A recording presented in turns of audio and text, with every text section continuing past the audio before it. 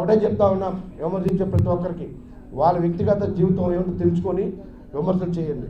వాళ్ళు ఎలాంటి వాళ్ళు కనుక్కొని విమర్శలు చేయండి.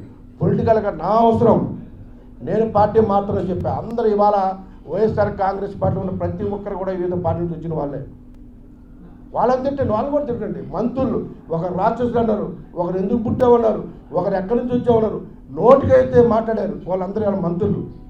మరి వాళ్ళని తిట్టలేదు, వాళ్ళని తిట్టండి అయ్యా. రాక్షసులు అనే వాళ్ళని తిట్టండి అయ్యా. సిగ్గు లేదా మీకు నా గురించి మాట్లాడడానికి? సోషల్ మీడియాలో పోస్టులు పెడతారా నా మీద? సిగ్గుందా మీకు ఒక్కొక్కరికి? యాదవల్లారా, ఇవాళ మీ పార్టీలో ఉన్న వాళ్ళు ఎవరు?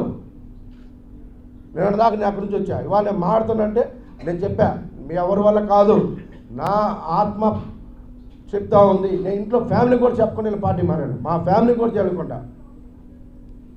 మిమ్మల్ని ఎవరు నిందించలేదే, నేను ఒక్క మాట మాట్లాడలేదే. నా కోసం, నా పొలిటికల్ జీవితం కోసం మాత్రం నేను పార్టీ మారాను తప్ప ఇంకొకరు కాదని చెప్పిన తర్వాత కూడా నా మీద కామెంట్ చేస్తున్నారంటే మీరు అసలు ఎలాంటి వాళ్ళు అర్థం చేసుకోవాలి. కామెంట్కి భయపడ్డాం, దేనికి నేను భయపడ్డాం. మీరు నా వ్యక్తిత్వం గురించి తెలియదు మీకు. మీరు ఏదో భయపిస్తే భయపడడానికి నేనే పిల్లిని కాదు, గుర్తుపెట్టుకోండి. మీరు చేసిన పాపాలు, మీరు చేసిన విధానాలు ఈ రాష్ట్రంలో ఎవరు చేయరు. ఇంకొక విషయం మీకు చెప్పాలి, ఇక్కడ స్థానికంగా పార్టీ పరిస్థితులు, నేను కూడా పార్టీ మారడానికి మేజర్ కారణం